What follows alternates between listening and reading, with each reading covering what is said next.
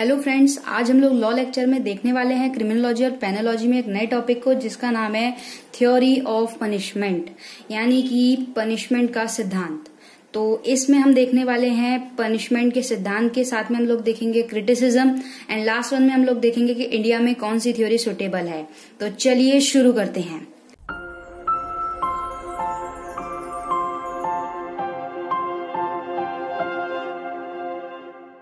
सबसे पहले बात करते हैं थ्योरी ऑफ पनिशमेंट में इस वर्ड की पनिशमेंट। ये हमने पहले ही देख लिया कि पनिशमेंट क्या होती है और क्यों जरूरी होती है। साथ में हम थोड़ा सा ये देख लेते हैं कि पनिशमेंट जो है क्यों पास्ट में, क्या अगर इसको देखा जाए तो पास्ट में पनिशमेंट की अगर बात करें तो इसमें क्या रहता है कि टू एंश्योर क्राइम, उसको कि क्राइम रिपीट ना हो। पास्ट में इस चीज पे ध्यान दिया जाता था, दैट्स वाई पनिशमेंट दी जाती थी। प्रेजेंट में क्या है कि क्रिएट करना, फियर को क्रिएट करना कि अगर जो रॉन्ग डूअर है अगर इस तरीके का गलत काम करेगा तो ऐसा फियर क्रिएट कर देना कि वो इस तरीके से जो है क्राइम ना करे। फ्यूचर में क्या है, फ्यूचर में इसका ये रहता है मेनली कि टू प्रिवेंट क्राइम, क्राइम को जो है प्रिवेंट हो सके, क्राइम से जो बचा जा सके, क्राइम कम हो। तो उसके बाद हम बात करते हैं डेटरेंट थ्योरी की। सेकंड वन हम बात करेंगे preventive, third one is reformative, fourth one is retributive, and finally last one is theory of compensation. Number one, deterrent theory. Deterrent theory क्या होती है? डेटरेंट थ्योरी एक तरीके से डेटर करती है क्रिमिनल को कि कोई भी क्रिमिनल फ्यूचर में कभी जो है क्राइम ना करे, और वो एक एग्जाम्पल सेट करती है सोसाइटी के लिए कि अगर आपने, इसमें यहाँ पे कठोर दंड दिया जाता था कि ये पहले टाइम पे होती थी डेटरेंट थ्योरी, कि अगर आपने कोई इस तरीके से काम किया, इस तरीके से कोई क्राइम किया तो आपको इस तरीके से पनिशमेंट मिलेगी। ठीक है, मतलब छोटे से छोटे अपराध के लिए बड़ी से बड़ी सजा देना, इस थ्योरी में ये होता था। और यहाँ पे पर्पस ये रहता था कि प्रोटेक्ट करना है इंडिविजुअल के इंटरेस्ट को। ठीक है, इंडिविजुअल के इंटरेस्ट को यहाँ पे जो है प्रोटेक्ट करना होता है।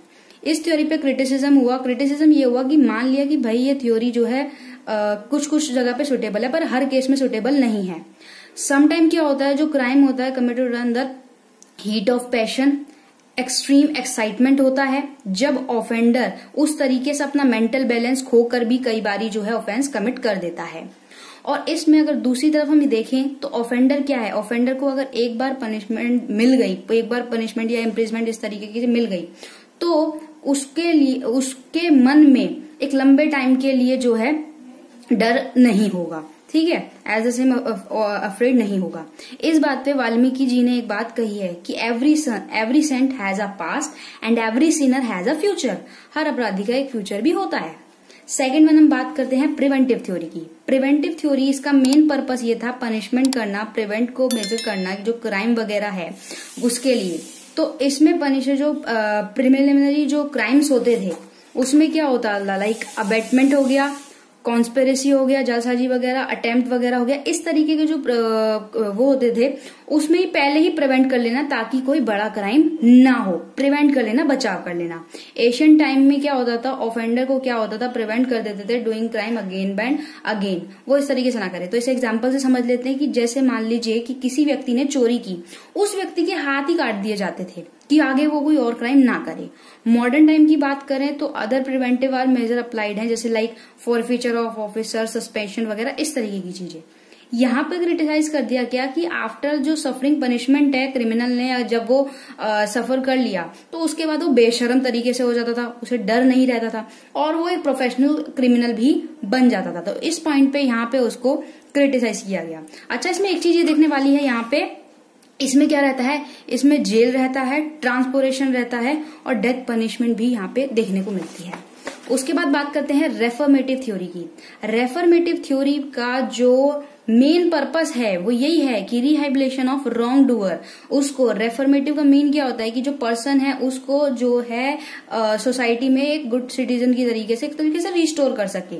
हम सभी जानते हैं कि जो एक व्यक्ति है वो क्रिमिनल बॉर्न नहीं होता, क्रिमिनल पैदा नहीं होता। कुछ सर्कमस्टांसेस होते हैं, हमने पहले ही पढ़ चुके हैं कि कुछ सर्कमस्टांसेस होते हैं जो उसको क्राइम करने पर मजबूर कर देते हैं या वो ऐसा हो जाता है। तो इसमें कोई डिजीज वगैरह भी हो सकती है जिस तरीके से वो क्राइम करता है। यहाँ पर रेफर्मेटिव थ्योरी का सबसे बेस्ट एग्जांपल है juvenile justice. Juvenile justice good example इसलिए है क्योंकि यहाँ पे रिफॉर्म पे ध्यान जाता है। रेफर्मेटिव होम्स बने हुए हैं, भाई अगर किसी ने कोई क्राइम किया तो रेफर्मेटिव वर्ब्स के थ्रू उसको सोसाइटी में वापस जगह मिल जाती है, वो एक अच्छा सिटीजन बन सकता है। इस बात पे गांधी जी ने एक बात कही है, hate the sin not the sinner, अपराध से घृणा करनी चाहिए, अपराधी से नहीं। अब इस थ्योरी को क्रिटिसाइज किया गया। क्रिटिसाइज किस ग्राउंड पे किया गया कि ये थ्योरी हर उस पे अप्लाई नहीं होती। जो हार्डकोर और जो रिपीटेड क्रिमिनल हैं, अगर उन्हें इस तरीके से रिफॉर्म करने पे ध्यान दिया जाएगा तो क्या होगा, वो तो इसको कंफर्टेबली ले लेंगे, इजीली ले लेंगे, और जिस तरीके के डेवलिंग हाउस बन जाएगा ये, जो पुअर और अनएम्प्लॉयड होंगे वो खाने और रहने के उसमें क्या करेंगे, इस तरीके की चीजें करेंगे। भाई हाँ रिफॉर्म तो हो ही रहा है, जेल में उतना कोई दिक्कत है नहीं, तो यहाँ पे इस थ्योरी को क्रिटिसाइज कर दिया गया। फोर्थ वन हमारी थ्योरी है रिट्रीब्यूटिव थ्योरी। रिट्रीब्यूटिव थ्योरी रिवेंज थ्योरी से आप समझ सकते हो। इसमें क्या रहता है, प्रिमिटिव रहता है। प्रिमिटिव थ्योरी है, प्राचीन काल की थ्योरी है, अभी की नहीं है। प्राचीन काल में पहले के टाइम पे ये चीज हुआ करती थी कि जो पनिशमेंट होती थी वो क्या रहती थी, सेटिस्फाई फीलिंग रहती थी रिवेंज की। यहाँ पे देखा जाता था एन आई फॉर एन आई, मतलब कि आंख के बदले आंख, दांत के बदले दांत, इस तरीके पे ध्यान दिया जाता था। और जो मोस्ट क्रिमिनल प्रोसीडिंग होती थी वो कौन करता था, जो इंजर्ड पर्सन है। मान लीजिए एक पर्सन है ए, उसने बी की आंख फोड़ दी। अब यहाँ पे वो जो क्रिमिनल प्रोसीडिंग होंगी वो कुछ नहीं होगी, जो आज के टाइम पे जैसे पूरा सीआरपीसी पे क्रिमिनल प्रोसीडिंग चलती है, उसके बाद जो है पनिशमेंट मिलती है, नहीं। अब क्या होगा, पहले के टाइम पे क्या होता था, बी पर्सन क्या होगा, उसने उसकी आंख फोड़ी तो बी पर्सन जो होगा वो ए की आंख फोड़ के अपना रिवेंज लेगा। ये थ्योरी एक तरीके से रिवेंज के बेस पे थी। और रिवेंज कौन लेगा, इंजर्ड पर्सन। बट अगर आज के टाइम की बात करें तो आज के टाइम पे क्या होता है, आज के टाइम पे स्टेट खड़ा है, स्टेट रिवेंज लेगा। और यहाँ पे प्राइवेट रॉन्ग के लिए देखा जाता था पनिशमेंट मिलती थी। अब इसको क्रिटिसाइज भी किया गया। इसको क्रिटिसाइज इस ग्राउंड पे किया गया कि भाई ये तो गलत तरीका है कि कोई आंख के बदले आंख लेगा, इस तरीके की चीजें करेगा। यहाँ पे तो जो रिगार्डिंग मेथड है वो प्रोटेक्टिंग सोसाइटी, क्योंकि जो सोशल वेलफेयर वगैरह है उसका तो यहाँ पे कोई इंपॉर्टेंस देखने को हमें मिल नहीं रही फिर इस हिसाब से। तो ये यहाँ पे इसको क्रिटिसाइज कर दिया गया। तो इस पे इन्होंने एक बात बोली गांधी जी ने, an eye for an eye makes the whole world blind. अब सीधी सी बात है ना, अगर किसी ने ए ने बी की आंख फोड़ दी और बी ने भी ए की आंख फोड़ दी तो यहाँ पे क्राइम तो रुका ही नहीं ना, ये तो इस तरीके से बहुत, मतलब इस तरीके से पूरी दुनिया ही अंधी हो जाएगी। तो ये थ्योरी यहाँ पे क्रिटिसाइज हुई। उसके बाद बात करते हैं fifth one theory is theory of compensation. अब अकॉर्डिंग टू दिस थ्योरी इसमें क्या ऑब्जेक्ट रहता है, इसमें बेसिकली ऑब्जेक्ट रहता है कंपनसेट करना। कंपनसेट करना किस पार्टी को, जो इंजर्ड पार्टी है, इंजर्ड पार्टी को कंपनसेट करना। मान लीजिए ए ने बी का जो है इस तरीके से अटैक किया कि उसकी प्रॉपर्टी या कोई भी ऐसी चीज जो है खराब हो गई या नष्ट हो गई, तो वो अब क्या होगा, वो उसको कंपनसेट करेगा मनी के उस पे, भाई उसको उतना पैसा उसको देना पड़ेगा। तो ये थ्योरी इस बेस पे है। और बेसिकली देखा जाए तो इस तरीके में क्राइम क्यों होता है, वो इसीलिए ही होता है कि इस तरीके की कोई जो चीजें हुई हैं वो कहीं ना कहीं इकोनॉमिकल फैक्टर पे फर्क जो है पड़ता है, इसीलिए ये सारी चीजें होती हैं। अब इसको क्रिटिसाइज क्यों किया गया, क्रिटिसाइज इस पॉइंट पे किया गया कि ऐसे तो भाई कोई भी पर्सन जो है, अमीर पर्सन क्राइम करेगा और कंपनसेट कर देगा। तो यहाँ पे इस थ्योरी को जो है क्रिटिसाइज कर दिया गया। इसमें क्या रहता है, paying compensation to loss made, मतलब जिस व्यक्ति का लॉस हुआ है ना उसको कंपनसेशन देना होगा। पहले के टाइम में क्या होता था कि मान लीजिए किसी ने नुकसान किया तो उसको फाइन भरना पड़ता था, और वो फाइन कहाँ जाता था, वो फाइन या पैसा कहाँ जाता था, वो पैसा जाता था राजा के पास। लेकिन अब के टाइम पे क्या है, इस थ्योरी के अकॉर्डिंग अब के टाइम पे ये है कि भाई अगर ए ने बी को इंजर्ड किया है तो बी को कंपनसेशन देगा, ना कि स्टेट को। बी को कंपनसेशन मिलता था, ठीक है। इसका टाइम टू क्लेम क्या रहता है, विद इन 3 ईयर, बाकी टाइम टू टाइम चेंज भी रहता है। अब इसके बाद लास्ट वन हम बात करते हैं कि कौन सी थ्योरी जो है ऑफ पनिशमेंट यहाँ पे सुटेबल है इंडिया में।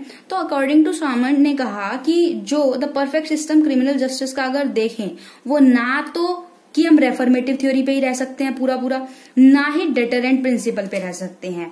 अब इसमें क्या है कि जो भी रिक्वायर्ड होगा, कॉम्प्रोमाइज करना है या क्या करना है, बिटवीन टू में देखेंगे कि डेटरेंट प्रिंसिपल है या क्या चीज करनी है, जो भी उस तरीके से देखा जाएगा कि कौन सा सुटेबल है वो होगा। तो अब इसको अगर एक तरीके से देखें तो रेफर्मेटिव थ्योरी डेंजर भी हो सकती है कि भाई इस तरीके से तो हर कोई क्राइम करेगा, जाके रहेगा और रिफॉर्म होके आ जाएगा। तो ना तो रेफर्मेटिव थ्योरी ही पूरी होनी चाहिए, ना ही deterrent theory. Time to time case to case यहाँ पे देखने को मिलता है कि एक सिस्टमैटिक वे रहना चाहिए किस चीज के लिए, reformative as well as deterrent theory suitable रहेगी इंडिया में। क्यों रेफर्मेटिव, क्यों भाई, क्योंकि हर किसी को पनिश करना भी जरूरी नहीं, कुछ को रिफॉर्म करने का मौका भी मिलना चाहिए, क्योंकि पता नहीं कि उसने क्राइम क्यों किया, तो सारे ग्राउंड देख के सारी चीजें होती हैं। तो I hope theory of punishment आपको क्लियर हुई हो। वीडियो अच्छी लगी हो तो लाइक कीजिएगा, अगर आप इस चैनल पर नए हैं तो चैनल को सब्सक्राइब कीजिएगा और बेल आइकन प्रेस कर दिएगा। Thank you so much.